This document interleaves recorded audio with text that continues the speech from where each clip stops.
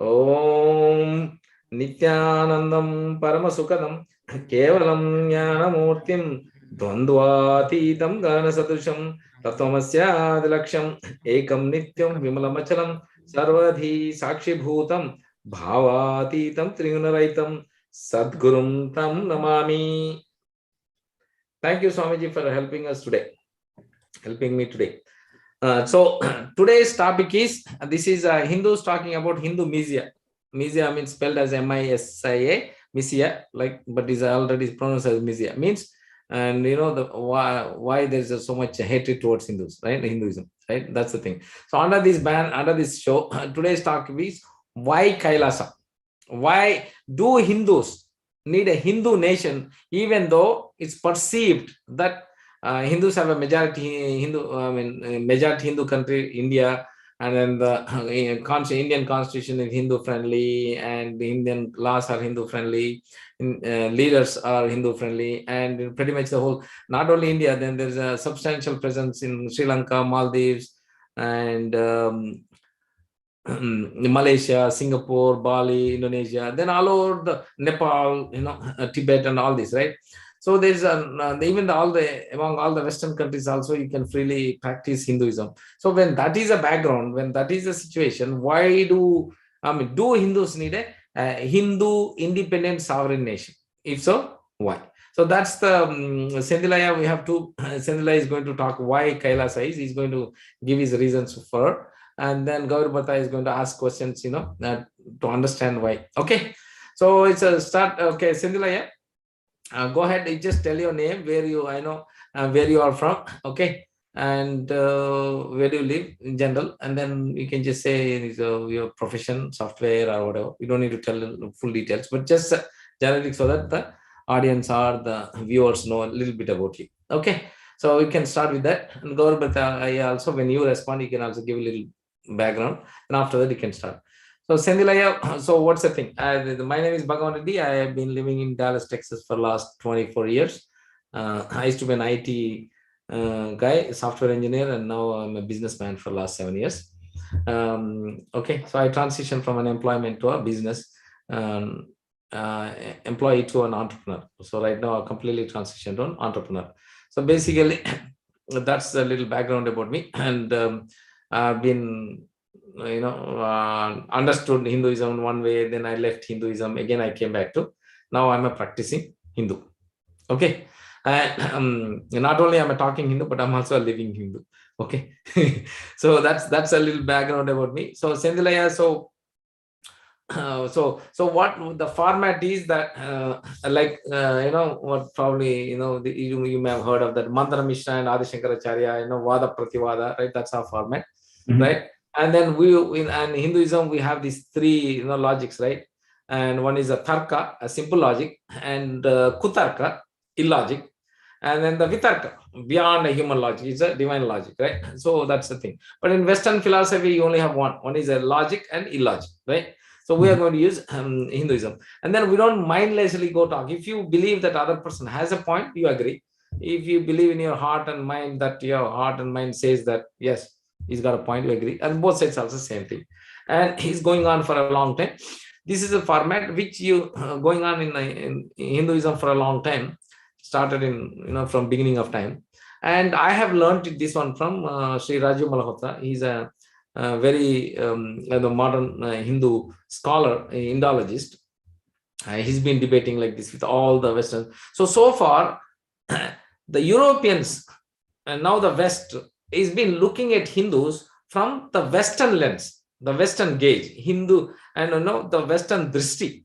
Now we are going to look ourselves. We are going to look at ourselves from Hindu drishti, from Hindu point of view. From that's a reversing the gauge, right? We are going to look at ourselves from the Hindu drishti. Makes sense? So that's the thing. So that's basically we're looking at ourselves as from our own lens. Makes sense? So that's the little background how this is being done. Okay, so Sendilaya, you can. So what's your full name and where do you live and what do you do? Sure. I have one question here. So let me just introduce myself and then I'll ask the question. My name is Sadil Kumaran, and I was born in Madurai, born and brought up in Madurai, studied in Madurai, completed my graduation in Madurai. So all from the land of Meenakshi. So then I came over to US, been in the US ever since. I worked in Chennai for some time, Bangalore for some time, but after that I've been in IT all throughout. All along I had my own phases of the rebellious atheist phase, the communist phase, and I gave up everything. And once I realized all the valuables amidst which we were born in, being born as a Hindu, we do not even realize all the great things that we were handed down to us from our ancestors. Once I realized that, then I became a staunch Hindu. And after many years, by Swamiji's grace, I fell, at his feet, and after that, ever since, no turning back after that. Only being a staunch Hindu, and I'm raising my children also to be staunch Hindus. So that's my background. I just have one question before we start this discussion. How much is it time bound? How much minutes or something that each person gets to express their view and then get the counter? Oh, it's an unlimited format. You can take as long as you want. There's no limit. The only limit is your availability or somebody's availability. Let's say if I have to go or you have to go or then we'll do. In case if one of us have to go, we'll do as an episode 2, episode 3 until you have been completely exhausted your thing. Because remember, in Hindus, there is no time limit. They have been going on from time immemorial, right? That's the wrong way of doing things, right? Because we are in a 24-hour news channel. They don't have time, right? Isn't that funny? Our news channel, they say they run out of time. So right now it's a no time limit format. You can do as how long you want. Our only limit is our availability. Make sense? Sure. And then you can Mandana Mishra, they did for 55 days. Yeah, it went for many days. Yes. So we can take 55 days if you want. That's the time limit. I hope I have that much material and knowledge to go for it. Yeah. So that is the limit. 55 days. Will not exceed 55 days. Yeah. Okay. So that's a precedence. Basically, that's a precedence, but we can do however long we want. Okay, continue. Okay. So why KAILASA, right? So a couple of years back, when I was researching about countries which had official religions, that was something I was looking into for an online debate with somebody I was having an online debate, and I found out that Islam, which is the largest religion, of course, based on adherence on this planet, has about 50 plus countries where Islam is the official religion. And next comes 56 countries, to help you out, okay, 56 countries, and then Christianity, which is the second largest denomination, has about 37 or 36 countries. Christianity was there, and Hinduism, which at least on paper has more than 1 billion adherents, does not even have one country where it is recognized as an official state religion. And then came the question of why do we even need a state religion? Then I had to dig deeper into that.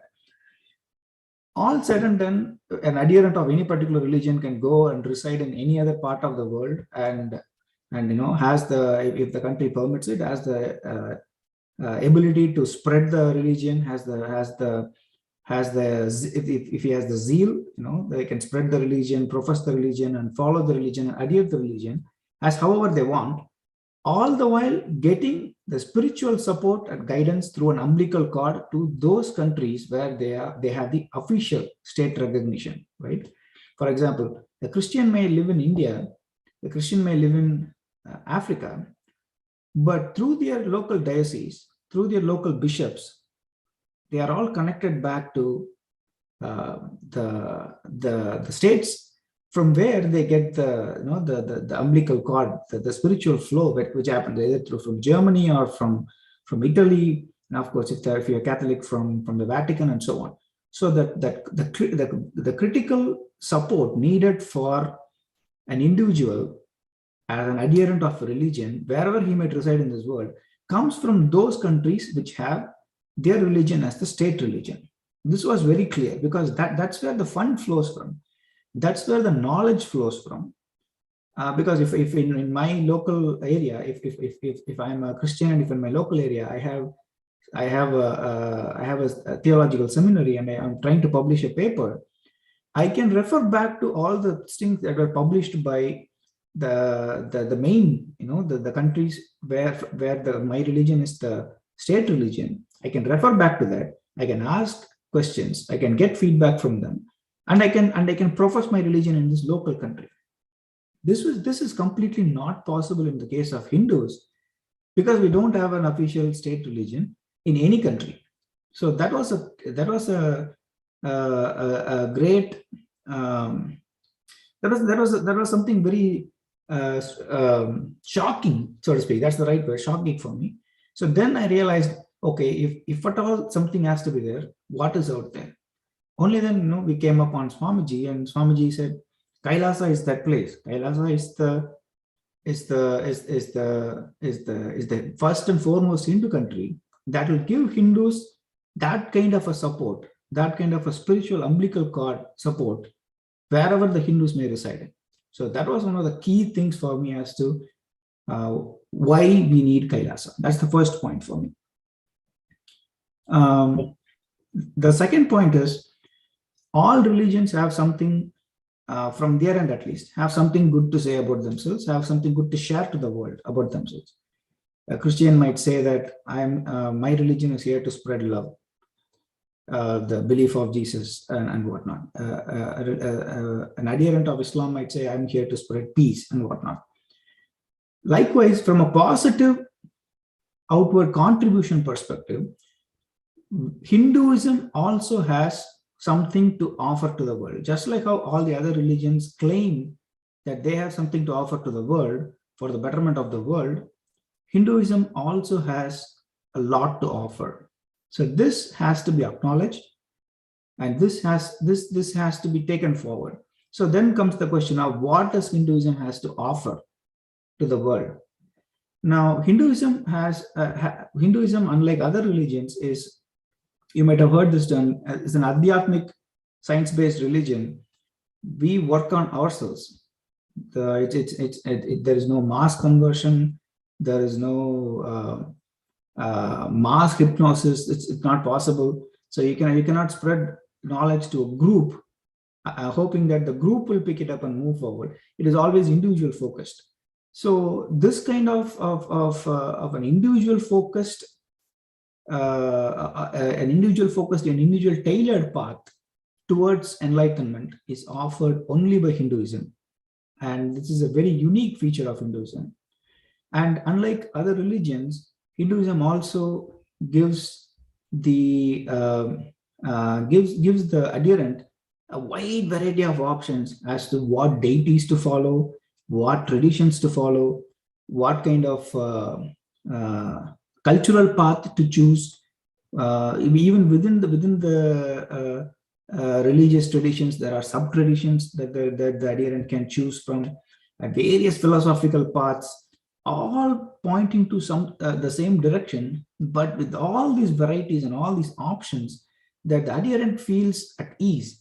Something will click among these thousands of options that are out there, and nothing is like it's like one size fits all kind of an approach in Hinduism. Everybody can tailor their own path according to some basic guidelines, and that is also a very key contribution of Hinduism. And that is also another reason why Hinduism has to be taken forward, because Hinduism has these great things to offer to the world. So these two I'll say first. I'll let Gauri Bharataya if he wants to summarize this and if he wants to ask any counter questions, and then I'll add more. Yeah, so Gauri Bhattaya said he suddenly had to take something came up. Okay. So I'll have to play both roles. Okay. Sure. Okay. So I have to play the non-sangha role as well as the moderator role. So to summarize, you're saying that one is all the other religions, right? For example, the Christianity, they have the Islam, as he said, first they have 56, according to OIC, they have 56 official states, Islamic, state religion as an Islam. And, OIC means the Organization of Islamic Countries, right? And according to there are 56 Islamic countries, and that's what you're referring to. So they have the largest following, they have the largest adherents of that religion they have there. And then the second is the Christianity, they have more than 30, I think 38, 36 or 38 you said. And then so everybody has their own state religion, whereas Hindus, even though there are almost 1 billion people practicing Hindus, and they don't have any country with a state official religion, even though there are many countries with the substantial presence. So it's not there. So in case of Islam, if they have to have any interpretation or any any message has to come, there is an umbilical cord, they're all rolled up to one place, right? Then they will get their official interpretation, understanding, support, either in all kinds of resources, either the money or religious things or protection. All those things are coming from there. It's the same thing as Christianity. For example, in Christianity, they have Vatican in Italy, and so they all the people adherents of Christianity within that denomination, right? If I have to use a Hindu word, it's a sampradaya, right? Within Christianity, right? So you have many sampradayas within Christianity, like Catholics and then Protestants, Lutherans, and like that. There are many. So they're like that. Each sampradaya have their own. They roll up to that, and they have their book, and then they have the money support, and also the spiritual support, the religious, theological support, and the money support, and everything else they have. Whereas Hindus don't have.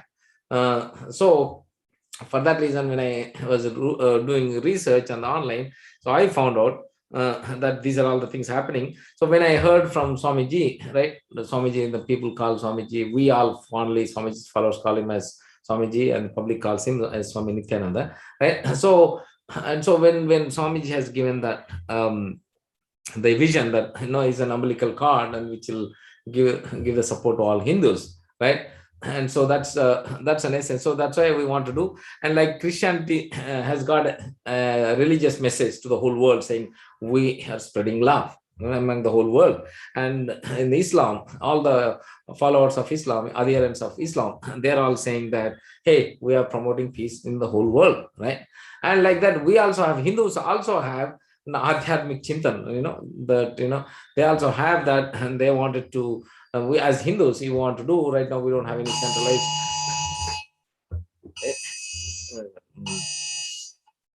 I think this is in the USA we have that Amber Alert, right? Do you get Amber Alert in your place? Right, it's a national thing, right? Amber Alert. Yeah, I do. Yeah. Yes. Yeah. Okay. So that is the. Okay, so then when Swamiji is saying that we have Kailasa which is going to give. So, but these are all things. So did I miss anything in your, so in Hinduism, we have so many things to share with the world, and we can also do it, but we don't have any, even though we used to have, we have 1 billion Hindu practitioners and adherents, and now we don't have any country, and even the third largest following the country, the religion, but we don't have any state religion where they can also do what the other religions are doing, what the Abrahamic religions, that means Judaism, Christianity, and Islam, right? And Jews have Israel as their country, and then what do you call that, to extend, to add your point, right, to then we also have communist, even though it's not like a religion, but they have a like philosophy similar to that, right? And then they have like Russia and China. Then atheists, right? Communists follow atheism, and they have their version of what's the purpose of life, philosophy of life, and the lifestyle they also propose, right? So pretty much everybody seems to have their own official countries, but only Hindus seems to don't seem to have any country which is giving the the support and in all the forms. And that's what it is. And then so Hinduism has so many things to offer, and so why we shouldn't have. So that was your, so far that's what he said. Did I miss anything, or did I get it accurately? Yes, you got it accurately. Yeah, some minor things like we can elaborate on the subsequent sections, but like how it differs also matters. Probably the next area I can discuss how it differs from other religions, and which is why Kailasa is needed and why we need to take it forward. Okay, super. That we'll talk after my response, right? So, so what you're saying, yes, but if that's the case, we have in Kumbh Mela, all these Mahamandaleshwars come, then we have like Kapila Mahamuni, right? 5,000 years ago or 10,000 ago, I don't know, whenever long ago, he started this Mahamandaleshwars, and then they have started on all the gurus and meet on every Kumbh Mela, and then they have a spiritual head, right? Spiritual head of Hinduism. They all the gurus and all of Pitadipatis, and they all select one person as a supreme pontiff of Hinduism, right? And then you have all these Mahamandaleshwars that we are not aware, but it's already there. And then also not only there is a central head, and then which has been continuously propagating Hinduism, advising and supporting. That's number one. Second, in each local, for example, since you came from Madurai, it is a temple city. I love Madurai. I've been there, and it's a great city. I mean, if you don't wear this like kumkum and vibhuti, you look like an outsider, right? Because entire city, even today, is like living like in Puranic era. That's amazing place. A great. I love Madurai. I definitely want to live there. It's a tremendous amount of a spiritual place. Yeah, there's absolutely no doubt about it. Then so we have all these spiritual heads. We have Shankaracharyas all over the country, like Adi Shankaracharya established, Kapila Mahamuni established the head of the entire Hinduism, right? And then in addition that Adi Shankaracharya came around 2000 years ago or whenever, right? And then he has established 5 mathas where it is the traditional Hinduism. Then Ramanujacharya came, and they have the same thing. And then the Madhvacharya came, and then he did it. And then Swami Vivekananda did it. And then and Aurobindo did it, and then Ramana Maharshi did it, and so many people also. There's continuous flow of this thing all the way starting from Mahadeva, right? Mahadeva in the Navatar Dakshinamurti has taught all these things, spiritual truths, and so the entire philosophy from all aspects, either Vyavaharika, that means the day-to-day life, physical life, and then Paramarthika, that means the spiritual life, right? So he's been taught to all the Saptarishis, and from there it's been continuously propagated, spread. So we have Puranas, we have Vedas, 4 Vedas, and then we have 108 Upanishads, whatever knowledge, right? And then we have Agamas, and we have the epics, Mahabharata, Mahabharata and Ramayana, and we have all these Puranas, 18 Puranas are there. So we have so much knowledge is there. All this knowledge has been continuously, it's been taught and propagated and been, is going on from the, the beginning of time with Mahadeva to until today, right? And then like not only Swamiji, and all the traditional mats are still there. In Tamil Nadu, you have Kanchi, and then Puri, like that. We have all over these matas are there. Like Madurai is there, and in Tamil Nadu there are so many, and in and south and north, east, west, we already have all these things. So when we have all these things, why do we take so much trouble? And establishing a country is a huge deal. So why can't we just, why can't an Hindu use the resource which has already been there? So why would I have to take all this trouble of, establishing a huge country? Then country means resources, you have to have the full 9 yards, right? The defense and education, treasury, and then you have to buy a land, and somebody is willing to give up a complete sovereignty, right? See, and nobody wants to give even an inch, right? And we had a great Mahabharata war where the guy was not even, he want to give an an eye of a needle, right? Right. So right, and so that's when that is a situation. Is it, what is that is going to spend all your life, and then still there are no hopes that which is going to do? So does it really make sense to have, when it is already existing, one is there, instead of using that, is it really worth going? Okay, yeah. So so you raised 3 key points, right? One is, already there are many things that are happening, like highly popular things like Kumbh Mela, or like all the festivals that happen, that where all these Mahamandaleshwars unite. A lot of spiritual leaders are there already, even prominent spiritual leaders are there, and still why this need for something of an official status, or why this paranoia? That is one. The second is, already everybody is familiar with Ramayana, Mahabharata. So much is spread out everywhere. Already there is all the support that is needed is available from some level from all these gurus that who are currently available in India at least. So why do we need to spend all this effort in establishing a new country, go through all the trouble when already things are existing? So are those the key opposition points to the thing here? Okay. Yes, I think that's exactly you essentially summarize what I was referring. In essence, that's what it is. So it started from the Mahadeva all the way up to today. It's already there, and we have Kumbhamela is there, and all the matas, traditional matas are there. There are traditional gurus and ashrams and pitas and pitadpatis are there, and then also we have the modern gurus like Swamiji. The public calls him Swami Nityananda and Sadguru and Amma Karunamayi, Amrutanandamayi, and Ganapati Sachidananda Swami, and Kurtalam Guru, what's his name? Siddheshwarananda Mahabharat, right? And then we, right, there are also Amma Bhagavan. There are so many gurus are also there in addition to traditional matas. So when so much wealth of knowledge and the practice has been, interpreted, and then also this, the Hinduism has been propagated, has already been there. So instead of going and learning and, enjoying and getting the benefit, why go travel and do so much of tyaga?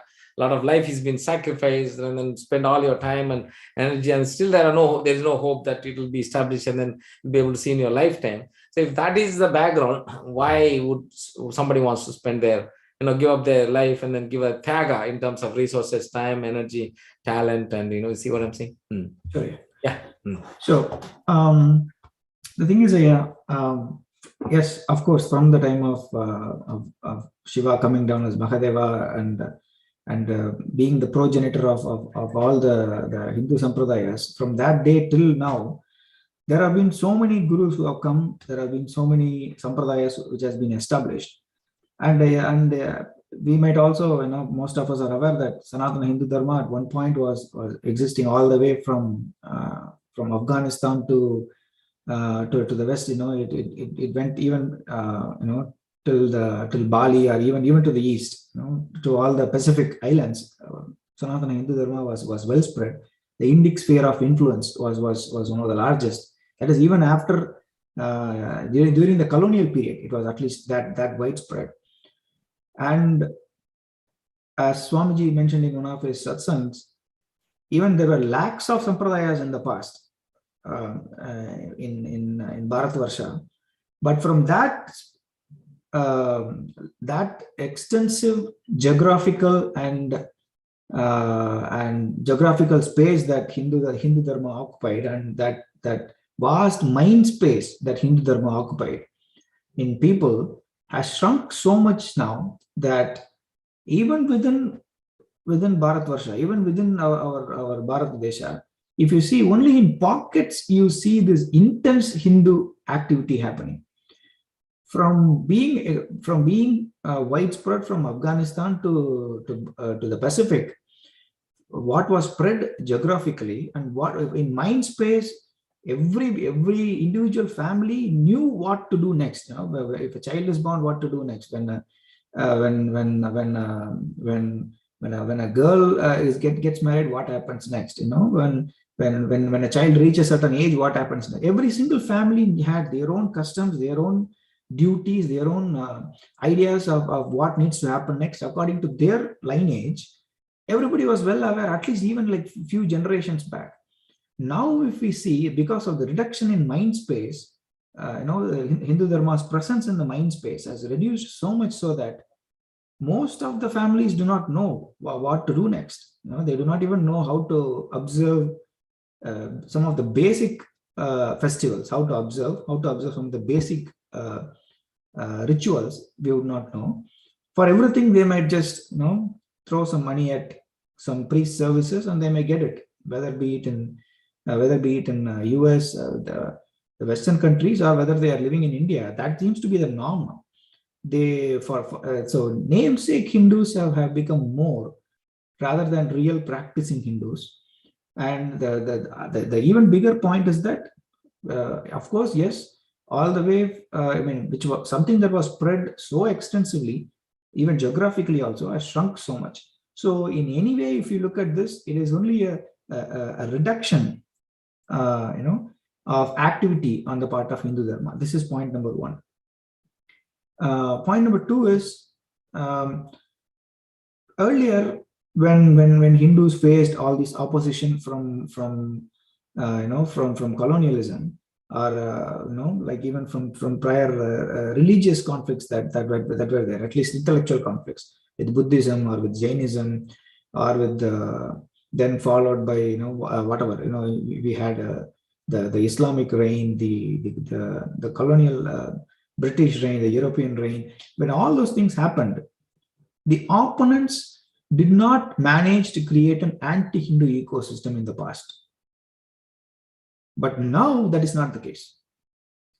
Earlier, if somebody wages a war against a Hindu nation, if they defeat the Hindu nation, they establish themselves, but the Hindu roots are still under the soil. So once the foreign ideology falls away, Hinduism always sprouted back. It was able to do that. But now that is not the case, because an anti-Hindu ecosystem has taken over, so that even the roots are being uprooted. Even the Hindu roots are being uprooted. So this is a much dangerous situation than what was there in the time of, let's say, Ramakrishna or Ramana Maharshi or Osho or all the great masters who have come before. In their era, such a poisonous anti-Hindu ecosystem was not in place at that time, but now it is there. So that is another key point. What's the difference? And when you're asking why Kailasa, when there is already so much out there, and already there are so many masters. And also the third point is, earlier the anti-Hindu forces were not working in a complementary way in the past. That is, when Islamic rule was there in India, European powers were also there in the later part of the Islamic rule, but there was no active collaboration between them to defeat Hinduism at that point in time. They were all fighting among each other one-on-one.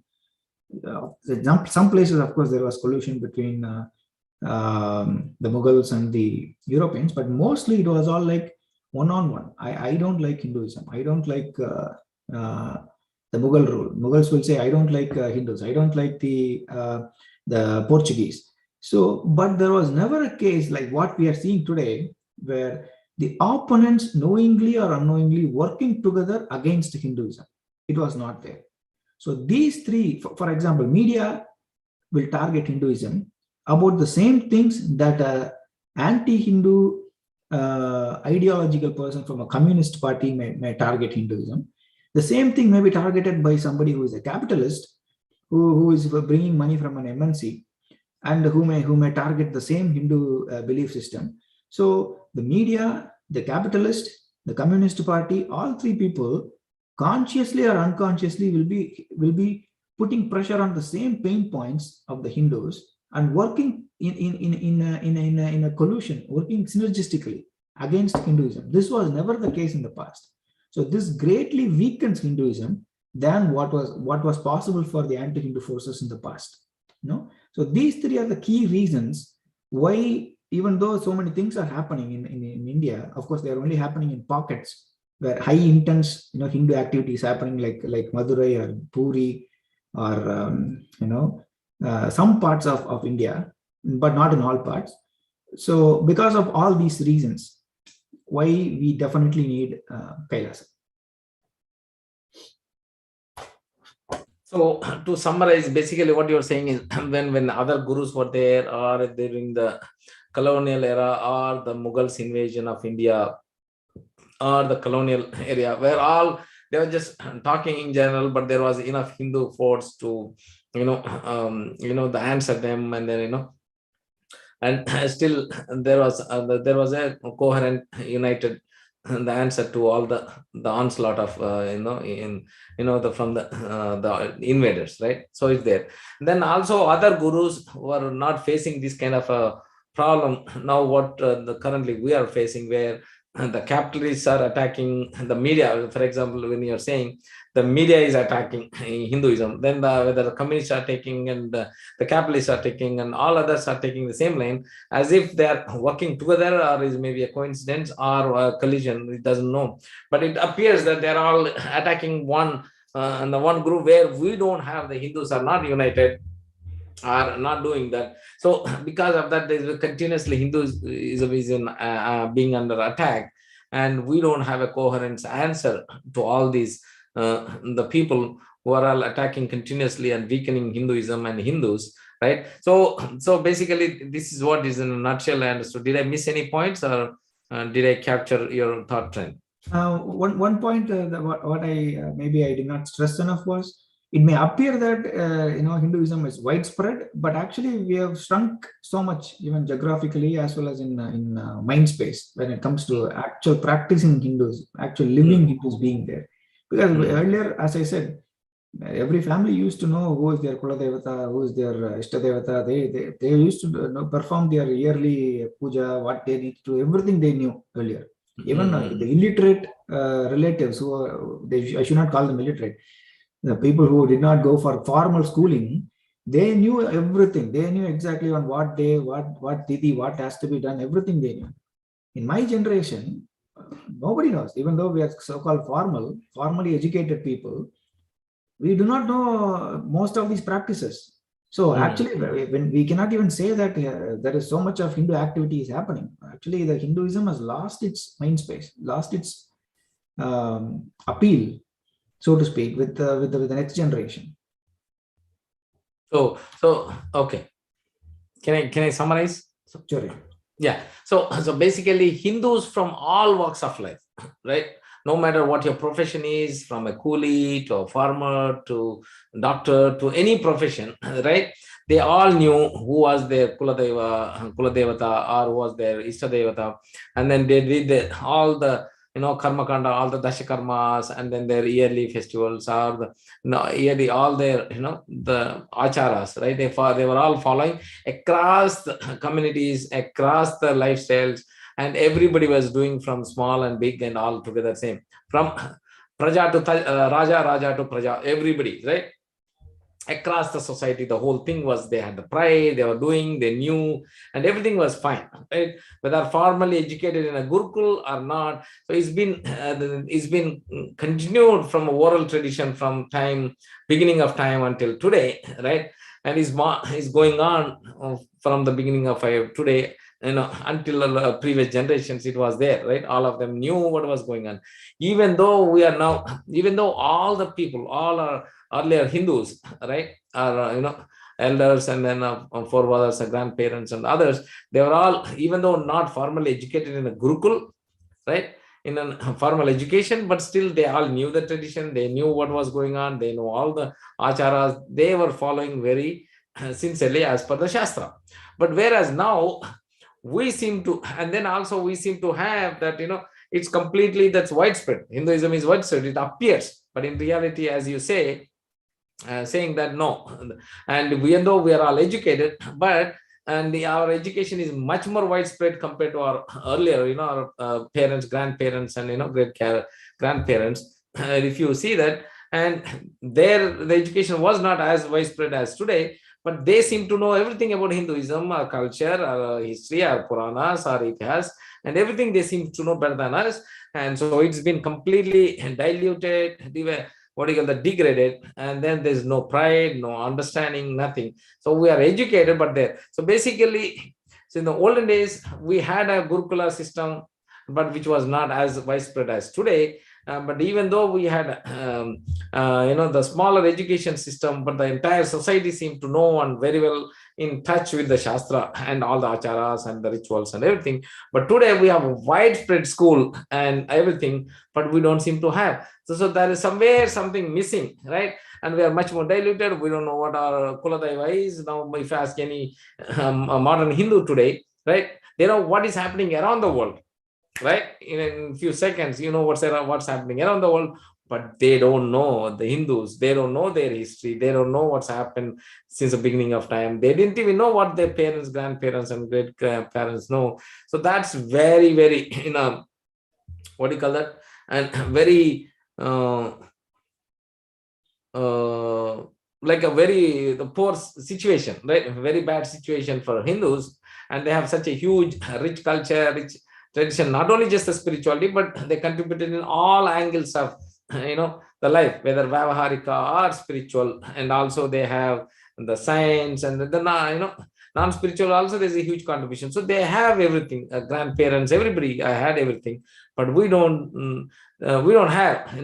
So that there is something huge disconnect happened because of whatever the reason. For that reason, we need to have Kailasa nation where you can be again regain the old glory and then revive it, right?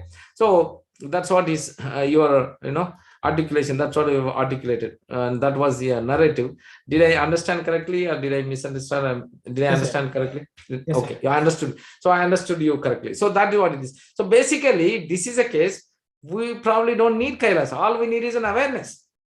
Whoever is the Hindus who are aware should just educate, bring the awareness, and then explain the why, what of Hinduism, and then things. Why would you need to, instead of spending the tremendous amount of energy, resources, and starting a new country? It seems to be an awareness problem where the parents have failed in their duty to educate the kids, and our society as Hindu leaders and Hindu society and our gurus have failed in their duty to do that. So just a simple awareness and education. Instead of focusing all that thing, why would you need to spend all the resources on an independent, sovereign Hindu nation when it can be just a simple matter of awareness and education campaign? Education. All the problems you noted can be easily solved with an education awareness. You don't need an Hindu nation, right? Isn't it? Yeah. Yes. So education, as you might have seen, that has taken a totally different direction since the independence era, right? So even during the independence era, I don't know if you had a chance to read Dharampal's works.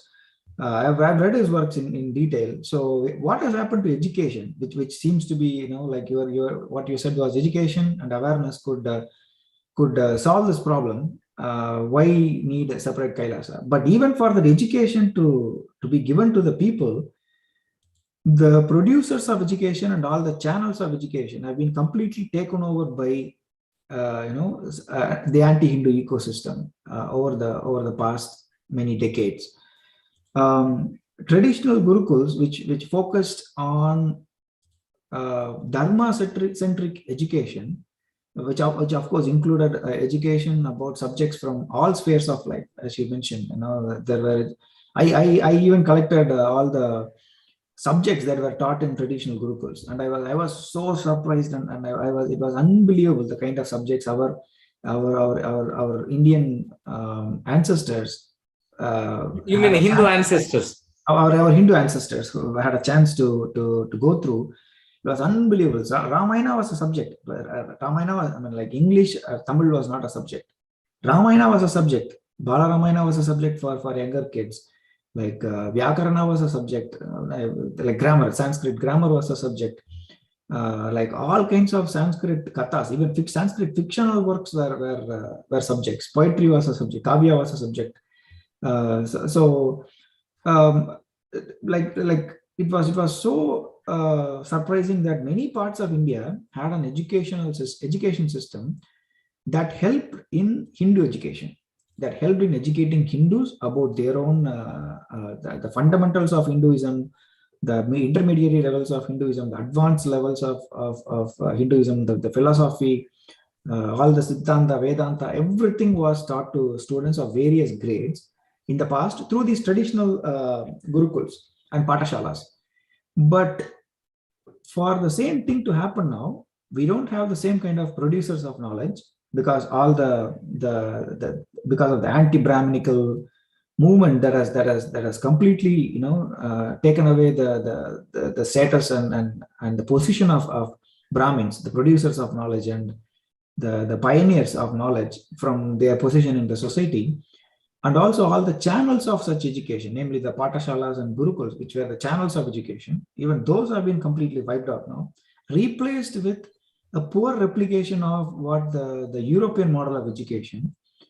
There is no chance that, in the absence of the producers and in the absence of the channels of knowledge, such knowledge about Hinduism cannot reach to masses anymore.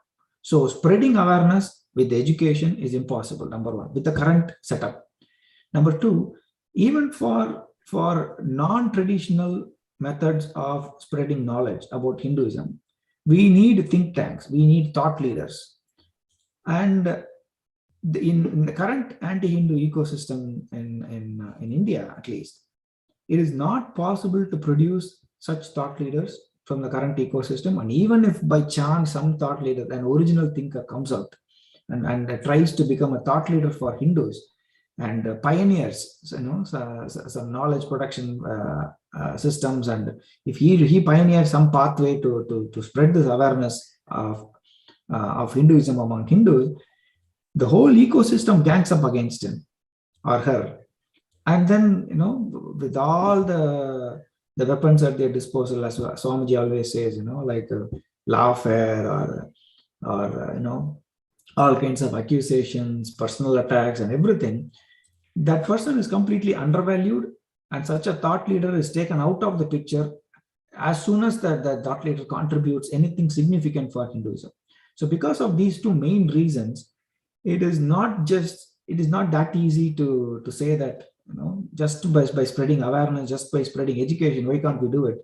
We definitely need KAILASA, because only KAILASA can produce such an ecosystem where the producers of knowledge can produce knowledge, and they will have the appropriate channels of spreading knowledge, and there will be thought leaders will be produced from that ecosystem, and such think tanks will be produced by the ecosystem. So KAILASA is needed to do all these things, because in the absence of KAILASA, there is nothing else who will fill that gap and who will produce all these things for us. So basically, to summarize what all you said, see, is that we used to have Gurukuls, Hindus. The Hindus used to have Gurukuls, Patashalas, and then the production of all the new knowledge which is been used for Vyavaharika as well as the Paramarthika. That means Vyavaharika means the worldly things where use your profession to make a living, and then Paramarthika means understanding who you are, what's the purpose of life, and things like that is being produced, and then it's not been there. And then if any thought leader comes, original thinker comes, and the ecosystem is now such that they have been dismantled, attacked, and sidetracked or neutralized, right? Right. So this they have been using various techniques to lawfare, or the means file false cases, and then badmouth them, and then do the personal defamation, and destroy their their identity and everything else they have been doing. And because of that, we definitely need a KAILASA so that it can be protected, and then will revive back to the producers of Hinduism, like the way Gurukul Patashalas happened in the past. And for that reason, we definitely need an independent Hindu sovereign country. And now Swamiji has started, so let's go ahead and support. And I want your support for this, so that we all can, and then revive the Hinduism into its full glory, and then enjoy the benefits of that. Did I understand correctly? Did I miss anything? Yes, sir. Yeah. So that's again, right? If that is the case, so last 70, see, let's say if it happened during during the foreign invasion of Mughals, or of the Bharatavarsha or Bharatakanda, right, at the India. Now we call it India because British gave us the name India. Now we have got a nickname called India. Right? Bharat has been there since beginning of time. It's called Bharata, Bharatakanda, or Bharatavarsha, Jambudvipa, right? These are all our names, right? So that's traditionally that's how we've been referred to. But then the English guys came, right? The Mughal invaders called us, the Sindhus, right? And then that's what there are many people believe. And then we have now the British came and they ruled us and gave us a name instead of Bharat. Bharat, they just changed our name to India. So all these people happened last 1,000 years. I agree with you, right? Is there happened? But now last 70 years, we Hindus are ruling, right? And then we can change all these. Then see those during the British rule. Okay, I agree that they have replaced our Gurukul system, they replaced our Pathshalas, and then but now last 70 years we Hindus are doing. That means Hindus, as we realize, or at least the Hindus feel that probably these are all too old. We don't need anything. Just replace ours. Ours is too old, not used anymore. So replace with the most modern Western, the mindset, Western philosophy or Western thought trend. Let's replace our traditional things we voluntarily seem to have. So during the British and all others we had, and they would have replaced. But after that, we could have reversed, right? The things how we have done all others, we could have done. So the fact that we are not doing, probably the Hinduism lost its relevance, right? Some people were saying, hey, in olden days, we used to have bullock cart. We used to do in the plows and all that. But now we have tractors, and now we have jets, we have Vimana, means the aeroplanes and buses, then like cars, trains. There's so much, our lifestyle has completely changed. Maybe the Hinduism is not relevant. So that's why, all our forefathers, like the people who framed our constitution, he made it for Hindus, but then Hindus, they think that, hey, our religion is not, our Hindu religion is not relevant anymore, then probably we should just jank it and then, replace with the modern, like now we have now cell phones, we have the cars, we have vehicles, and which are replaced with our traditional system, like the bullocks and bullock carts, and then the horses, and then the elephants, and we used to live like that, right? So from there, and now they have modernized. All the Western civilization has now reformed and changed the whole lifestyle, right? So now we are completely there, and so like Hinduism, right, probably is not able to satisfy the needs and the desires, and of the modern Hindus. So that's why Hindus, probably they don't care, they don't want to do, they just dump their own religion because it's not relevant anymore. And it was relevant to their parents, grandparents, and all the forefathers from the beginning of time. But now it doesn't seem to, satisfy their, their lifestyle, their pursuit of their life, or their desires and their needs completely changed. And it seems to me that the Western, the average Hindu thinks that it seems to them, and they're saying that, right, that probably we don't need that anymore, and so that's why we just replace it, right? So that's why this is sincere. That's why even though gurus have been working, and then, right, we have all these matas and all these, they are in 24/7 incessantly working, but the Hindus don't seem to see a value in it. So when we are fighting a losing battle, right? So why, like as if the communists are fighting a losing battle, but they still hold the fort strong in Russia and China, and then the atheists, looks like the Hindus are fighting, and the Hindus, and average Hindu thinks that the Hindus are fighting, traditional Hindus and practicing Hindus are fighting a losing battle. I don't know, we're part of it. That's okay. It doesn't make any more relevance now, and the modern, now the language, English language, the Western thinking, Western inventions, Western lifestyle, Western civilization seems to be much more superior to Hindu thinking, Hindu philosophy, Hindu lifestyle. It seems to be rooted in, the old ways of living, which seems to have lost its relevance in today's modern competitive world. That's what an Hindu thinks. So what do you got to say about that? Sure, yeah. So, yes, definitely, there is no argument against modernization here. Definitely, as you might have heard the difference between modernization and westernization, right? A cell phone is good. Cell phone is good, but using a cell phone to always be hooked up on social media is kind of is bad. The tools are good, definitely. The tools, whatever the West has produced, there is no denying in the utilitarian value of such tools, and even Hindus should also adopt that. And we Hindus have been pioneers in accepting and adopting to technological changes or cultural changes, or anything that's of a positive influence coming from outside. We Hindus were never scared of adopting such things. So even now, Hindus, you may see that Hindus are never scared of going and settling in all kinds of countries and still continuing to, to thrive. As Swamiji has mentioned in many of his satsangs, you may see that Hindus are very successful in places where there is religious freedom. even if they may be religious minority, but they are very successful in the countries where they live. And some of the key indicators that we always hear from Swamiji satsangs, right? Like how high educational percentage, the income is so high than the national averages in many of the countries. The low crime rates, the low drug abuse, the longevity of the families. So Hindus must be doing something. Hindus must be having something in their genes and something in the way their religion has shaped them, so as to make them successful in all the places where they go. So that definitely is something that needs to be carried forward, even though they may get modernized. It's not an argument to say that, okay, Hinduism has become irrelevant, that's why it's not being spread anymore. So why don't we just throw it out? Cannot be a reason, because Hindus seem to be still successful wherever they go outside. Within India, the reason why Hindus are losing the mind space is an altogether different question. For that question, of course, we have many reasons. Hindus, we think that Hindus are a majority in India. You said that after 70 years of independence. Can you completely summarize? And once I agree, yes, you understood my point of view, and then you can respond. Okay, yeah. So the first thing what you mentioned was all these things before independence made sense, but after independence, you Hindus are ruling. Why can't why not why still complain?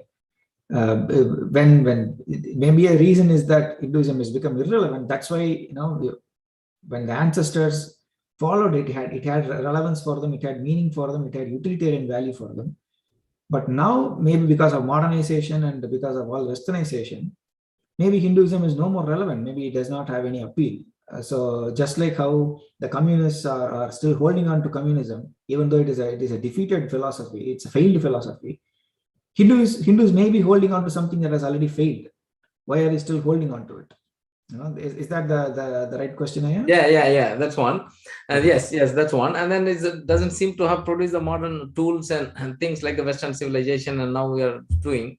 In addition, I forgot to mention one more thing. Yeah, you just got it. And let me add one more thing. Right. So Hinduism, let's say if you see, yoga has been spread all over the world without any the current situation, current scenario, right?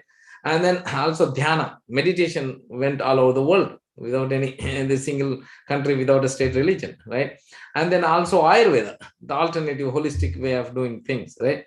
So then this is already there, it's happening, as you said, and actually you are putting your own evidence against yourself, saying that Hindus, wherever they went, is already there. That means they've already got it in their DNA and everything else. So that means they don't need to do anything, right? They're already there, and then enjoying the freedom, and then already achieved everything. So Hinduism, like now, if you see, the Prince of Saudi Arabia, she learned yoga. She came to India, came and then learned yoga. Now she became a yogacharya, went back to Saudi Arabia and started teaching yoga in a completely. Saudi Arabia is an Islamic state, and completely implemented the Quran and then the Hadith and Sirah, and then the Sharia law. Completely, they are using the Sharia law. That is a country where there itself, and yoga has been taught by the Prince of Saudi itself. That's one. Second, if you go to Indonesia, the daughter of the president of Indonesia, she's embraced Hinduism, right? As it is, right? So if the people wanted to see the relevance, yes, they would do it. So why would you spend, instead of sparing time and effort and all these things, if there is a value, people would, if there is a utility value, as he said, they would automatically do it. Why would you want to do it? And why you want to go just because the Abrahamic religions are pursuing continuously and doing, and then and promoting aggressively like a product, right? And why do you have to do, like Microsoft is pushing their product and Apple is pushing their product? Why would you have to get into a competition which we have never done? If your product is so superior, like Facebook, WhatsApp, there is no competition, right? So if your product is so superior, if it is so great, you don't need a separate promotion, right? You don't need to aggressively promote. And so if it has been one of the oldest, if I have to repeat what he said, it's the oldest religion. It's been there forever. It's got a lot of utility value and it's still relevant. It's got all these things there. If that is true, then actually you are defending your own argument, because if it's so powerful, then you don't need anything. It's already thriving and is continuing, right? So that is, these are all the things. So yeah, you just summarize this and then you can answer and respond to what I just said. Sure, yeah. So the first part I summarized. Then what you mentioned was, just because other religions are promoting their product, there is, and since we have never been in such a competition before, why do what others are doing? Number two is, if your product is that good, if it has been there for thousands of years, why even bother to advertise it? Because if it is that good, it will already be adopted by anybody. Yeah, right. It is so good. Yeah. Yeah, like Facebook or WhatsApp, there is no competition to them, right? Because that's the standard, the benchmarks of social media platforms, right? So the answer to that would be, that's got many factors. One is, in the sphere of science and technology, Hindus have produced so much in the past. There is so much of archaeological evidence, there is so much of literary evidence and everything. But all those sampradayas, the vijnana, the vijnana production, right? Like the production of knowledge related to science, mathematics, and on all the natural sciences, this took a major hit, and Hindus have not revived from that since the pre-colonial era. Since the pre-colonial era, we should admit that, at least I would admit that, Hindus have taken a major hit in that area, and we were never able to recover back from that. Even from shipbuilding, from metallurgy to iron and steel production, to zinc distillation, Hindus have produced so much knowledge in those areas. Even in mathematics, from calculus to so many other equations, differential equations, we have produced so much of knowledge. All that got abruptly ended during the pre-colonial era because of violent foreign interventions, and everything stopped. So yes, there is a great lack there for Hindus to catch up to where the West has reached in terms of science and technology. But that doesn't mean that the seeds that were able to produce such science and technology in India have been completely lost yet. So any country which does not have an indigenous platform to produce science and technology and knowledge can always be a consumer of such science and technology, and will never be a producer of science and technology to be a major player in the world, right? Like if all said and done, so many US and European countries were all producers of knowledge for a long time. China was there as a consumer of knowledge for such a long time. But then at some point, like 50 years back, China realized that I cannot just be a consumer of knowledge. I have to be a producer of knowledge, even though the Chinese way of thinking has become obsolete. But I'm not going to give up on that. I will go back to my roots. I will know what is the essential Chinese, the Chineseness. But I will also adopt what the West has produced, and I will start producing knowledge like how I will produce. Japan has also done the same. If you will see the hundreds of PhD theses that come out of, high quality theses that come out of Japanese universities, and then how science and technology has advanced in Japan. They have not completely given up their roots also. So it is possible for Hindus also to still remain indigenous in terms of knowledge production and still catch up, in terms of science and technology. This is one part. And the second part is, when you asked, if this is such a good product, people would have taken it. Maybe it is no more relevant for people. That is not true, because Hinduism, by its nature, makes an individual realize the divinity. It cannot be spread en masse. It cannot be given to a whole mass of people and say that this is the product, take it, because that works for Islam, that works for Christianity, consumerism, communism. all other kinds of isms that are out there, it works en masse. That is, you can spread to a mass of people, and the mass of people can adhere to all the principles of that religion, and they can receive the benefits of that religion by adhering to that religious principles. Whereas in Hinduism, the effect is seen in individuals. An individual transforming into a divine, an individual evolving into a higher state of consciousness is not possible to be produced in widely in a group. So that is also another reason why we cannot compare in that line, saying that okay, your product is not good, because we are a totally different product. There is no, for somebody to use this product, somebody needs to know the value of this product, and for that to happen, we need to spread awareness, and that the value proposition has to be spread, definitely. That we Hindus have not done, and there is a need to do that. And you also mentioned that like if it is like Facebook or WhatsApp, by now it would have caught up, right?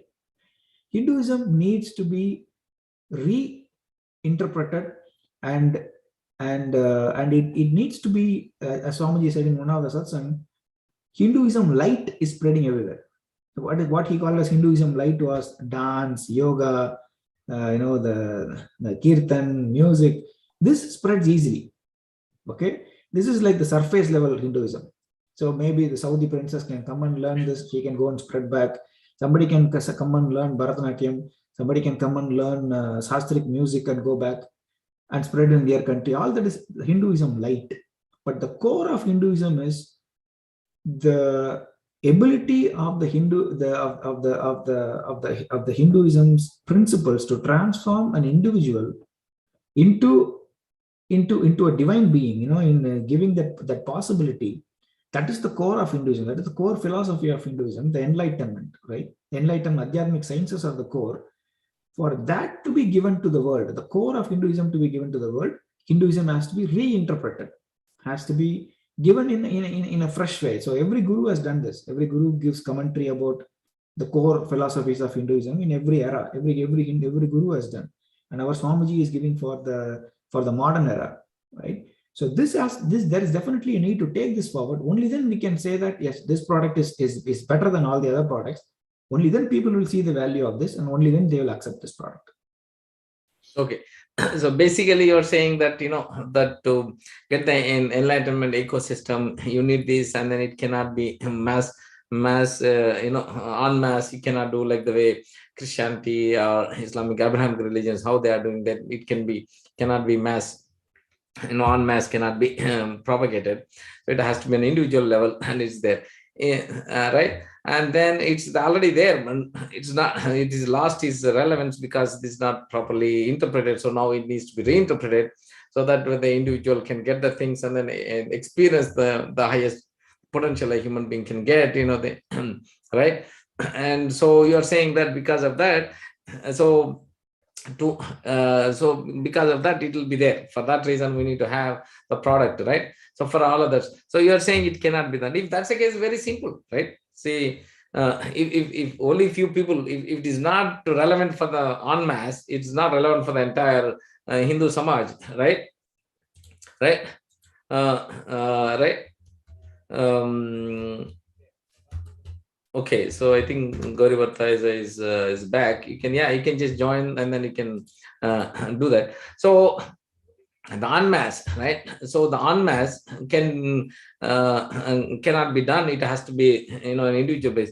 If that is much simple, right? You don't even need to go to this far. Like in olden days also, even though all the Hindu ecosystem was there, all others are there, and so they all went to Naimisharanya, and all the people who wanted to pursue, they went to the separate place, and the Himalayas and Naimisharanya and all those places they pursued. Even today they go to the the Himalayas, not this forest, and then practice, right? Because if you say this is not relevant for the en masse, you yourself are actually giving enough evidence to say that is not required, right? If it is not relevant for the whole en masse, then that's how people who are interested, then let's go even from the beginning of time until today, right? All the people who wanted to go, they went to Naimisharanya, and then they learned all those things. They learned the Shastra, they got the practice, they did tapas, and then they achieve the highest form of thing. So they can still continue that. So if it is not relevant, then as you're saying, that's Hinduism light. Like for example, the arts, right? All the 64 arts Hinduism taught in teaching, according to Hinduism, there are 64 arts a human being, can use any of them. Dance, music, singing, and sculpture, everything, right? Like if that's the case, you're saying that if you see the Kalidasa and you use the poetry to achieve the ultimate thing, right? A lot of dancers, they've used their dance to achieve the Paramatma. They have become like that. Even if a lot of our earlier the gurus, not exactly gurus, like Mirabai reached, and then like that. There's so many people they've achieved. Like what's his name, Vedavyasa. Even though he was born in a Shudra, right? And he went to the Gurukul and then learned in the forest again, and he achieved the highest form. And then also the Ramayana, and the author of Ramayana, Valmiki Ramayana, like Valmiki, right? He's also Shudra, right? And also he has achieved all that. So all this is happening is a specialized education like Harvard and like that in Indian, the rishis and then all the sannyasis and all the swamis, they all have to go to a specialized place. And right now US still is there, going there and go to Himalayas, go to Rishikesh or whatever, all these places, and go to Naimisharanya place like that. Even today they're there, they just have to go there. And since you yourself are saying is not relevant to the unmass, you can do this. These are all the right things, just to give them the introduction to puja, and then vrata, yajna, homa. These are all light, and they can do it, and it needs to be reinterpreted. So that means the people who are interested, they would go. The people who are not interested, they think that. That's why they never pushed, right? When the Hindus were introduced to the Europeans, and then Europeans have did a comparative lifestyle. Hey, European lifestyle is this and Hindu lifestyle is this. You see this, which one it is. And Hindus left Hinduism by voluntarily, because the Europeans showed the comparison, and then they showed their modern inventions, and Hindus felt. That's why even though when Hindus got the independence 70 years ago, they said, hey man, Western civilization seems to be the the better way to go, and today we are irrelevant, let's continue. So they're doing that. So they just replaced all their gurukuls. They could have revived. They had the choice. Even today, they are all Hindu majority, and you have BJP is there in power, VSP, VHP, RSS. They're already there. A lot of Sangh Parivar. There's a huge amount of things. The gurus are there.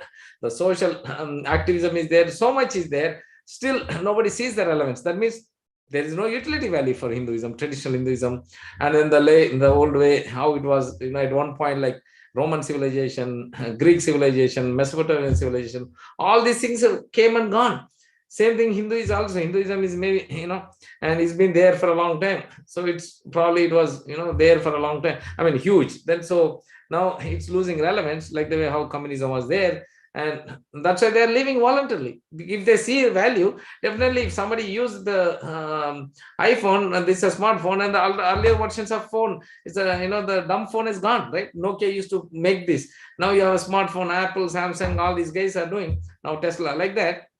The newer version of the religion seems to satisfy all the needs. And then all the Western philosophy, Western civilization, all those seems to see a better value today than the traditional Hinduism. And that's why Hindus are voluntarily living. If it is really there, and it should survive, right? So I haven't seen you answering those questions where if an average Hindu sees your narrative, grand narrative, or the articulation, they say, yeah, hey, he believes in it, but it doesn't. I don't seem to be convinced with this argument or narration or the demonstration saying that yes, Hinduism, I need to be so excited. Hey, you demonstrate iPhone? Yes, seems to be good, man. Let me go. And it is not giving that, right? Oh man, Hinduism. Yeah, I know, I understand. I'm a Hindu. I've been doing it. I'm doing to whatever is relevant to today, because my parents, grandparents, and all the people from beginning of time, they found it's valued for them. But now we don't need to do, Yeah, you just said it, right? It doesn't seem to convince an average Hindu. So that means it doesn't have any more relevance. And when it doesn't have a relevance, why you want to waste your time?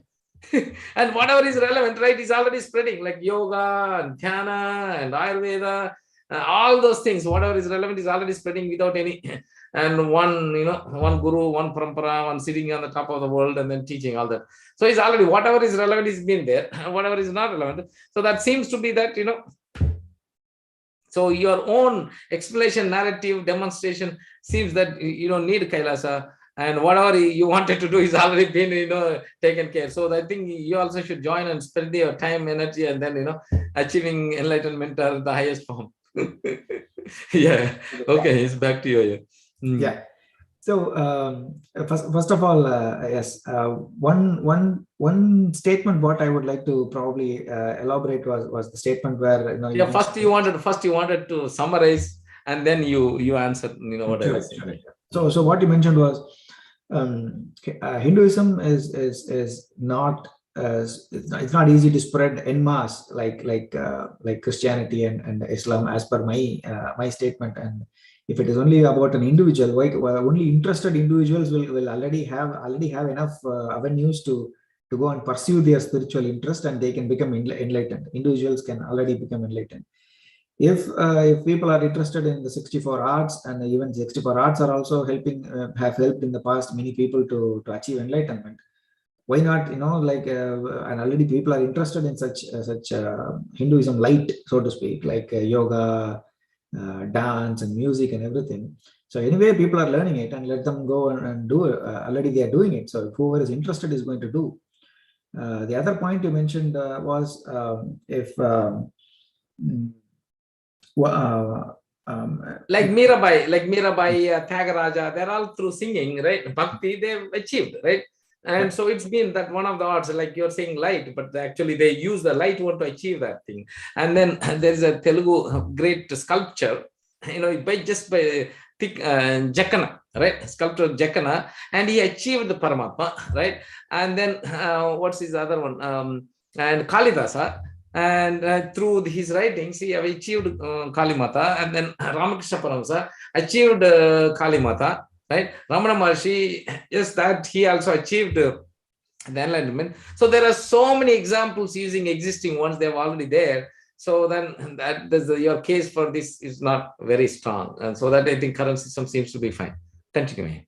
Yeah. So the response to that would be you wanted to first summarize, then respond.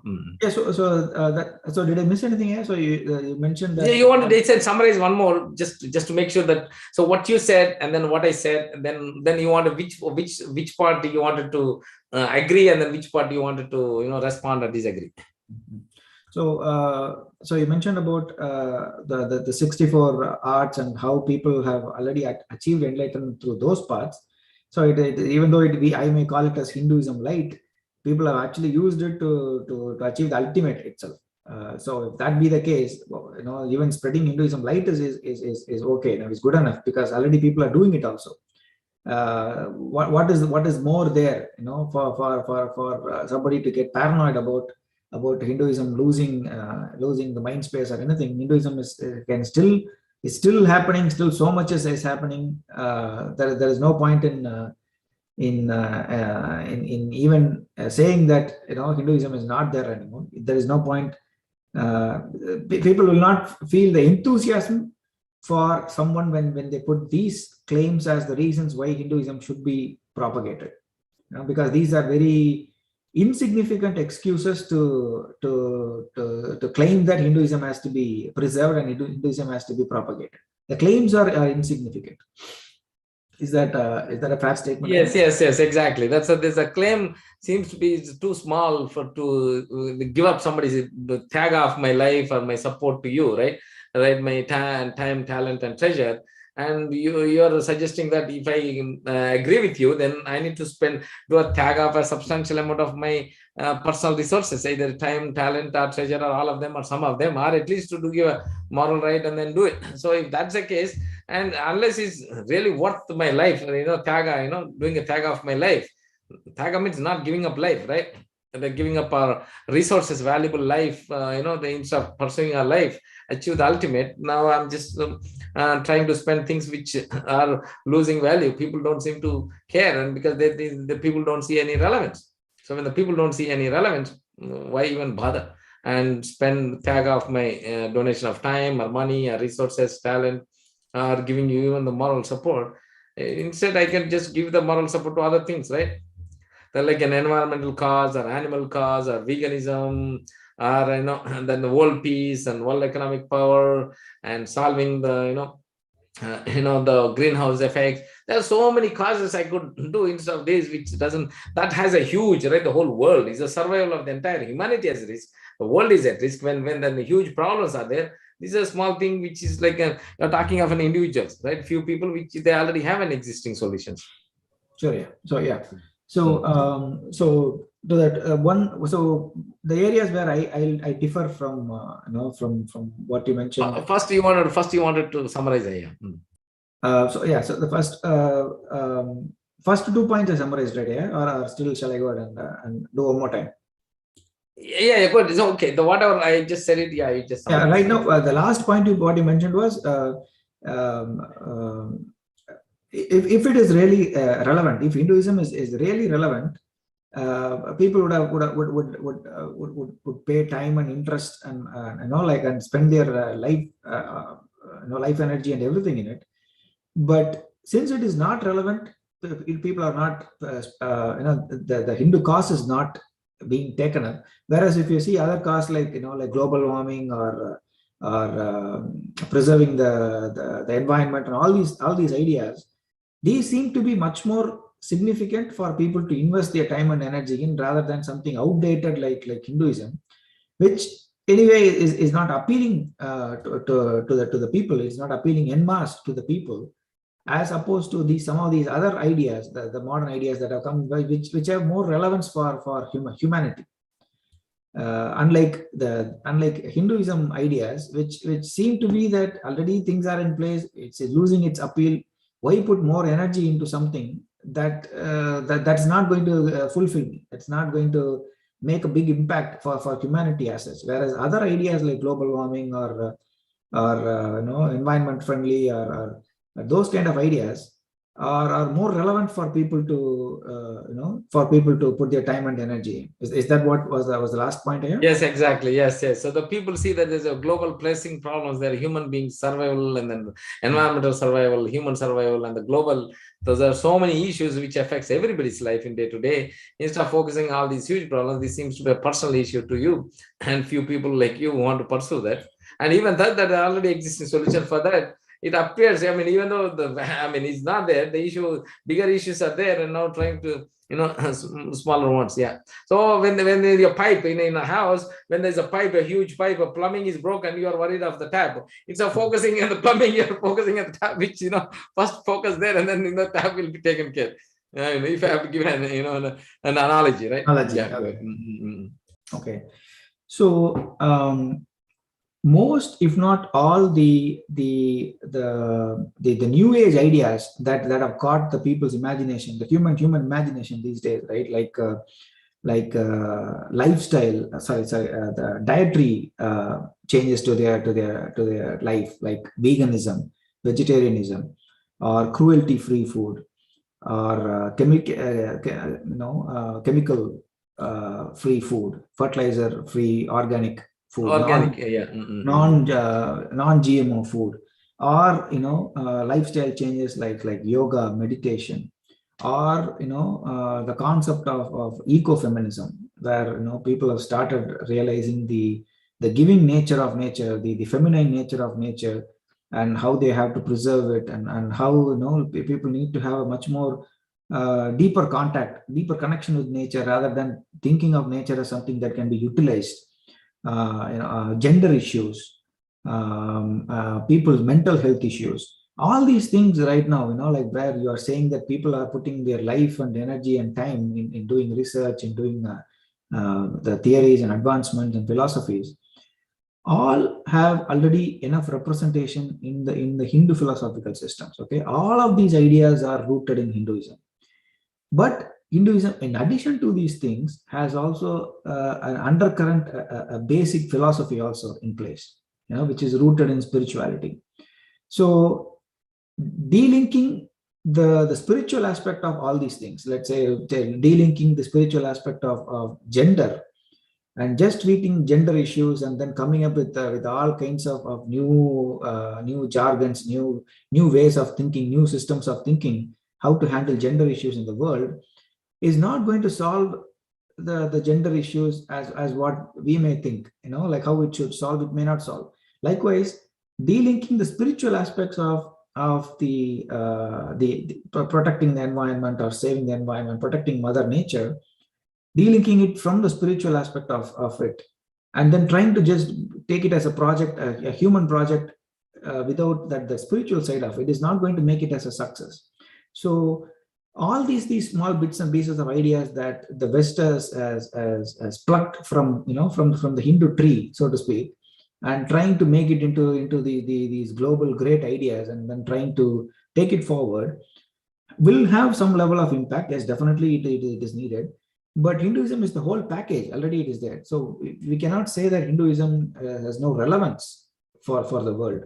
All these major issues, whatever I mentioned, right? All of them have already been taken care by Hinduism in the past. And then we even know now, people who were living Hindus, we know that just a few generations back, there was everything was, we never used any plastic, right? Anything that was produced in the household was completely used, and there was no harmful waste that came out of the house. Even whatever food that was left was given over to the dogs in the street, or given over to cows that came to our street. We never wasted anything. The wastage concept was very minimal. You see the carbon footprint now, right? In a Hindu way of living, we never were that much worried about car being a status symbol, having a very expensive a motorcycle was not a status symbol. Rather, it was all treated in a utilitarian way and in a very nature friendly way. There were no gender issues like how it happens today in the Western world. All these gender issues were completely unheard of in the past. So Hinduism offers a lot of solutions. Hinduism has had all these solutions in its philosophies, and it was living at some point, at least, a harmonious lifestyle that did not bother nature. I mean, that did not violate nature. That had all mechanisms, had enough resources to solve the issues that come up within itself, and it was a very harmonious system. It was in place. We have lost the system, and the West is plucking a few ideas here and there and then making it into global movements, and then claiming that these have more significance, these are more relevant for you. Don't worry about religious aspects. Only focus on these. That is not the right way to move to these issues. Rather, we can take it holistically.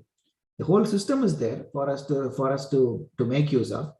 Why detach it from spirituality, and why use only these few things and claim that Hinduism has lost its appeal? If you take the holistic package, then maybe we'll realize that Hinduism does really still have appeal, still has value for the future. So basically, you are saying all these ideas exist in Hinduism. The gender equality, the non-GMO, right? The natural, the organic food, and then and also the gender issues, environmental issues, and all these things are already been addressed in Hinduism. And then why can't we just do it instead of pick and choose and all those things? That's exactly, actually, you yourself are supporting that you don't need a Hindu nation, separate independent Hindu nation. You know why? Because if you go back to this, you have bullock carts, and the things were driven by the horses, and the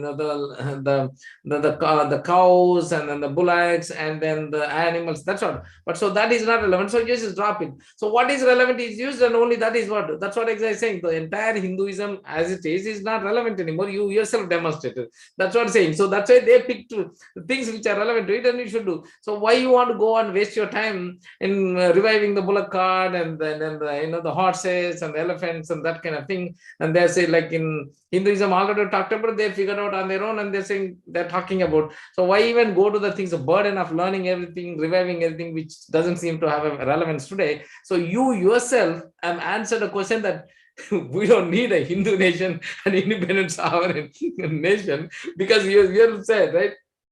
You are saying that, yeah, if that is a case, then he cannot, right? They picked up, the Westerners picked up these things because, and you can't use the bullock cart anymore, you can't use the old systems, lifestyle thing. So what is relevant is been there and used. So that's why, so you yourself are answering. You yourself brought a question, you yourself brought this thing and answered yourself, and then accepting based on your argument, and then the demonstration narrative saying that you don't need a Hindu nation, an independent sovereign Hindu nation is not needed. So, and as an average Hindu, like me as an average Hindu, I'm not actually reinforced my idea that we don't need a Hindu nation. We already, whatever is there, in good place. Okay, so what you're saying is, whatever is good and whatever is relevant has already been picked out of Hinduism. So whatever remains is actually not interesting or significant to carry forward. So that there is no utility value.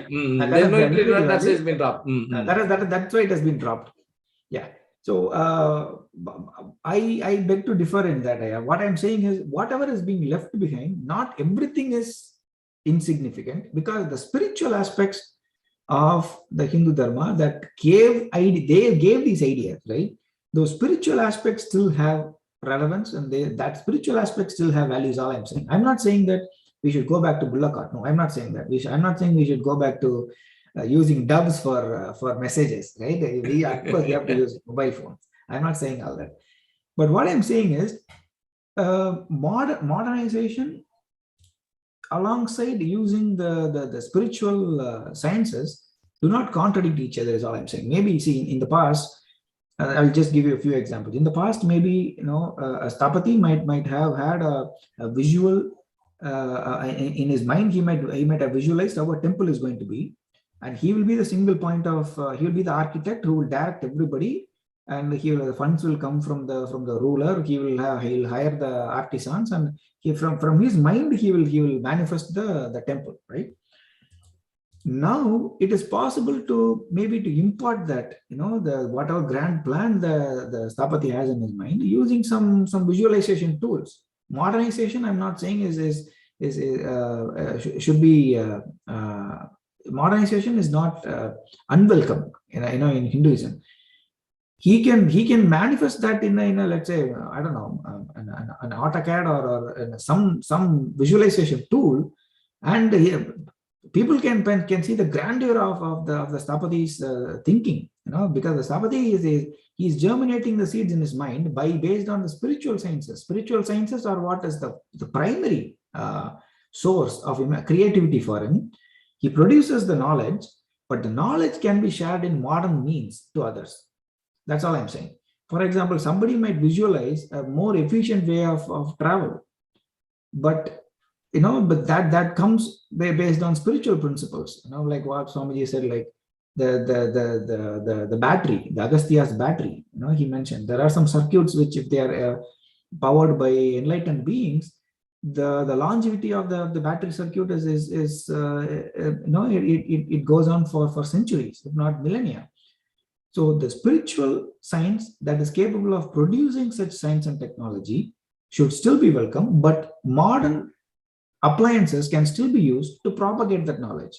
So that is the key area where I differ. That is, I'm not saying modernization is unwelcome. All I'm saying is modernization is welcome in Hinduism, but the core spiritual sciences are not insignificant. They cannot be just cut off, saying that they are not appealing anymore. All I'm saying is those are the foundational principles that gave birth to such great ideas like gender equality. I'm not saying gender equality, gender uniqueness. The core spiritual ideas are what gave birth to the ideas of how to protect nature, how to not use chemicals and harm the mother nature, how to produce chemical-free food, organic food. All those things came not just out of nowhere. They came from a spiritual foundation.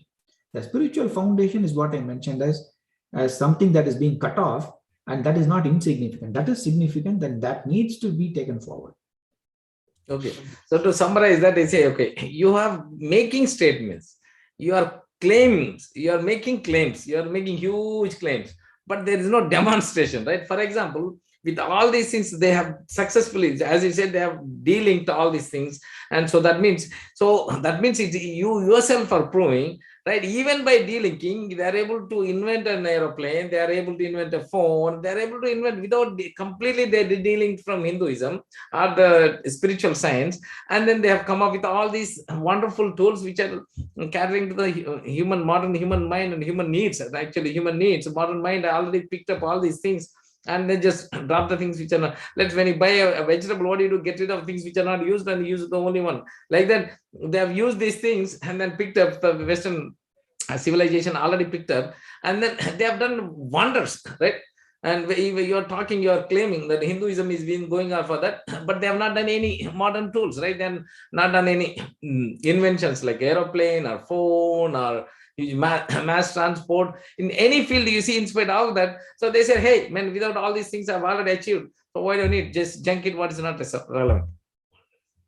So you yourself actually demonstrated saying, yes, you're making claims, but then by de-linking itself, they have proven, right? By invention of aeroplane or the bus or train or the vehicles or the phone or the internet, all these wonderful inventions, wonders of the modern, has already been invented by de-linking all these. So that means the Hinduism with all these things didn't produce these things. That's why it's not relevant. You yourself have an answer saying we don't need Kailasa, we don't need an independent Hindu sovereign nation for Hindus, whatever is perfect going. So that's what you yourself, I don't have to say. I say. So I you yourself prove that, yes, you came with that, you're making claims, but there are you're not giving any evidence. Sure, yeah. So what you're saying is, even though I claim that Hinduism has produced all these things, but even by delinking the spiritual aspect, still the West was able to produce all these great inventions, and still they were able to be successful. So that itself means that even that whatever got delinked is actually insignificant, because even without that they were able to produce all these things and they were able to be successful, right? So the counterpoint to that would be that yes, the West has produced, has invented so much, but at what cost is what we need to think. For example, all the carbon dioxide emissions, the greenhouse emissions, the radiation, the pollution levels, the pollution of the oceans, all the advancements in oil refinement and the pollution that comes with it, and all the nuclear waste that is being produced in the name of clean energy. So much as in the name of advancement has happened, without the core spiritual principles, without the core spiritual principles that come from Hinduism. Yes, they made all that invention, but at what cost we see, right? We see the cost now. We see how much the earth has been burdened because of these inventions. Look at the landfill rate in which the toxic waste is dumped into earth in the West. Look at the tons and tons of nuclear waste that is being produced. People there is even talk that they are planning to ship all this nuclear waste to the moon, or to Mars. They do not even know what is going to happen to Earth if they keep piling these pollution, this waste material in Earth. So we cannot say that West has been successfully able to de-link all these spiritual ideas and successfully invent all these things at a zero cost, in a very clean energy, clean, safe way. They have not invented all these things.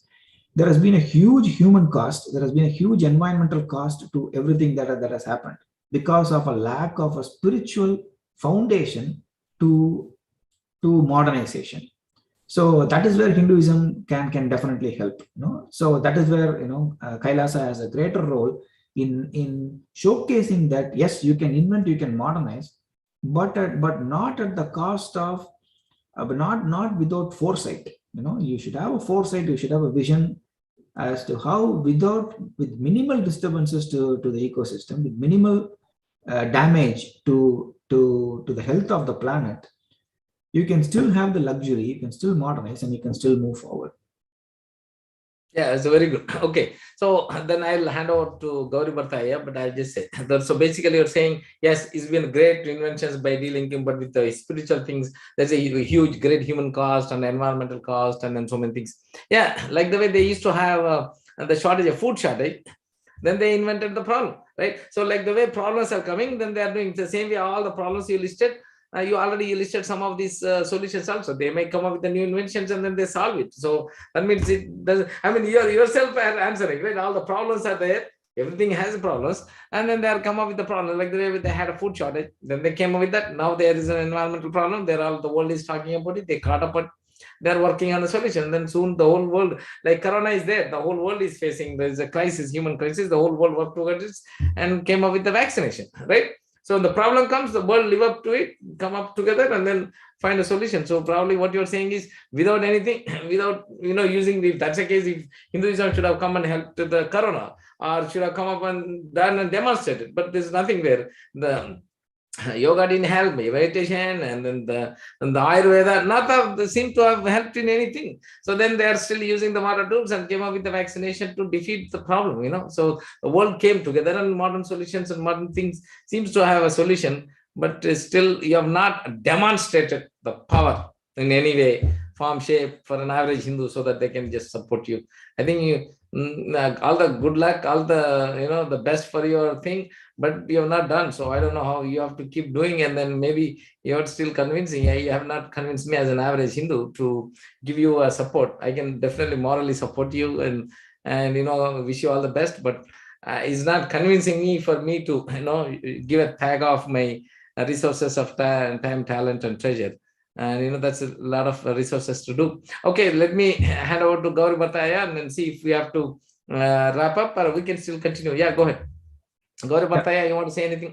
Yeah, we can wrap up in another 20 minutes. Is that okay? Yeah, we can wrap up. Yeah, that's what I mean. We can wrap up. That's what I'm saying. So probably we came to because you're almost exhausted. So let's see if he's got anything else to close it much faster. Yeah. Yeah. So sorry, I was listening sorry, I had to step out for something, but yeah, see, I have heard your arguments in the last few things. So basically what you are essentially, your stand basically is, hey, Hinduism can solve global problems and global issues. Okay. And and if I have to summarize both your arguments, you both are saying, hey, Hinduism, you are making an argument, Hinduism can solve global problems. That is why you need a Hindu nation. And what Bhagavan is saying is, hey, West is already taking whatever is relevant from Hinduism and they're solving global problems. So why do we even need? So both our arguments are centered around Hinduism. From Senthilaya, I'm not seeing an argument on why we need a Hindu nation. You are only making an argument on why Hinduism is great, but there is no central primary argument on why we need a Hindu nation. All the things that you have said doesn't warrant any Hindu nation. First three sections we discussed only about that. Probably at the time you had stepped out. So Bhagavan Reddy Ayya was asking all those related those only. Why Hindu nation? Already there is enough space for Hinduism. Why separate Hinduism? Why bother creating? It's already been talked about and answered. Yeah. So now the last one is only. This is the only thing. The last thing what you. So in that case, we can wrap up. But then wrap it up. Yeah, wrap it up. Yeah. So he feels that's what I'm saying. That's why I wrapped up saying that and all the way he's still with all this narration and explanation with all his passion, he couldn't demonstrate on average. Yes, you brought up a good point. What that is, Hinduism should demonstrate the utilitarian value also. In addition to the other aspect, Hinduism and Kailasa should demonstrate the utility value, so that for people to catch, because utility value is something that can easily catch the imagination of Hindus, of people. So that is a key gap there, definitely. Yes. Yes, you have all the things, but you have not demonstrated. With evidence or with an explanation, a logic, either logically or the demonstration, an evidence or the benchmark or pramanas, you have not demonstrated saying that yes, Hinduism still is relevant. It's got a utility value to solve human problems and can solve the global problems. You have not done. So that's why I'm saying all the best for your success for Kailasa, and then and I can give you moral support, but I don't think I'm in a position as an average Hindu to give you a tag of my time, talent, and treasure. Okay, so I think that's all we wanted to close today. It was great discussion, continuing only through our philosophy. Hindus have always debated from the beginning of time, from Mahadeva, and he, in the form of Dakshinamurti, in the Navatar of Dakshinamurti, and taught the Saptarishis in the, the Vada Prativada, the same thing. And then it's been continued, and then in between Adi Shankaracharya and Mandana Mishra, and then what's her name? His wife, Mandana Mishra's wife. And then again all the way to what's his name, Swami Vivekananda. Of course, in between Acharya Chanakya and then Swami Vivekananda, and then latest, right? And it's just continuing the same tradition. We have Sri Raju Malhotra is talking about this Uttara Paksha, Purva Paksha, and this Vada Prativada. He's talking and engaging all Hindus and then non-Hindus. So that's a great discussion. We have a very, very lively thing, and then we will continue. And okay, we will give you another chance. You come and then prepare with your things, and then we'll have an episode 2 and see. We'll give you like that. We'll give you chance, unlimited chances to get your argument to sharpen, get all your things. Now that you have all the answers, say you believe in your heart and mind, in your mind and your heart, you believe we need Kailasa as Hindus. We need an independent, sovereign Hindu nation, and bring all your valid. And so the utility value of Hinduism as a Kailasa, how is going to help the whole world or the global problems, right? Okay, it's good. And then let's close with the Purna mantra, right? Om Purnamada Purnamidam Purnat Purnamudachyate Purnasya Purnamadaya Purnameva Vashishyate. Om Shanti Shanti Shanti. Hari Om Tatsat Sarvam Sadguru Padkarpanamastu. Om Nityanandam. Thank you, Swamiji, for helping us today.